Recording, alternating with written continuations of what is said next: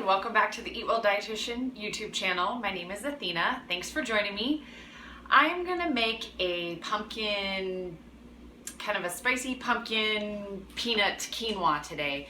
I kind of just made this up because I've been teaching a lot of classes where we've been making pumpkin fruit dip, and I always come home with like half a bag of pumpkin, frozen pumpkin, and you know, then what do you do with it? So I kind of just made a combination of pumpkin and some peanut butter and some spices and some tomatoes and quinoa, and I threw it all in my pressure cooker, and it actually made a really nice meal. It actually made quite a bit, so I had leftovers for lunch for several days, so that worked out great for me.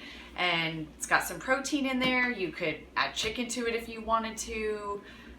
Pair it with, you know, some veggies or a salad.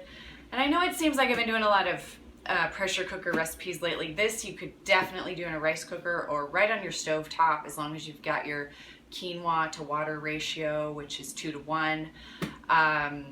But you know, I feel like a lot of people have bought pressure cookers and they're scared to use them now, so I just have kind of made a point to experiment with mine more and be able to show some easy ways to use them in your kitchen. All right, let me know what you think of the video and other ways you could use pumpkin. All right, first I'm adding some oil to the pressure cooker. I have it set on the saute setting, and I'm adding my onions, and I just want to kind of cook those down until they're a bit translucent.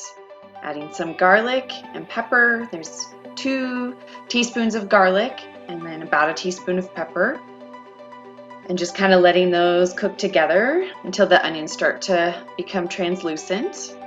And I think I had some green peppers left over, so I had just thrown those in there too.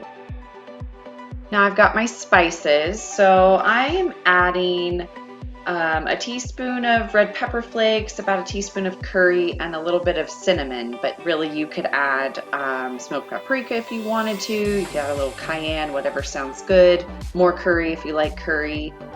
And I added about a 1/3 cup of peanut butter and 2 cups of water. Just kind of stirring that in. I really want the peanut butter to get pretty melted down.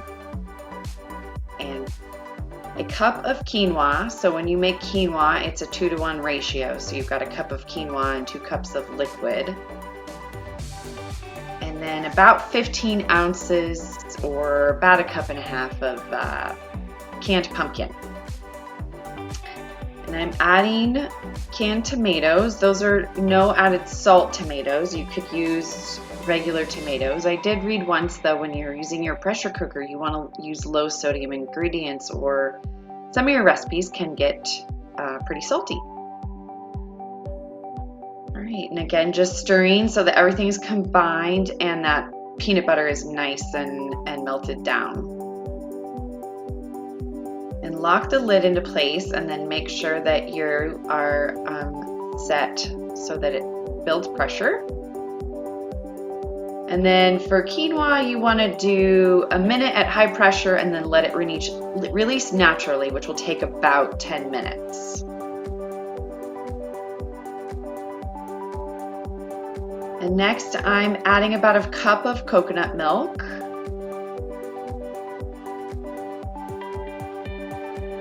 Stirring that in.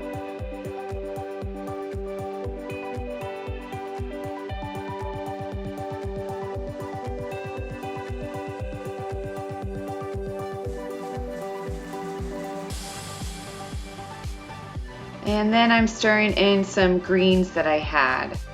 So some mixed greens, baby kale and arugula, and just stirring those in so that they're pretty wilted and cooked down. And then you can top your pumpkin quinoa curry with some pumpkin seeds and some green onions.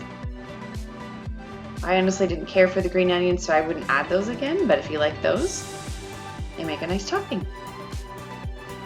I will include the recipe for the video down in the description. Please like and subscribe, and thanks so much for watching.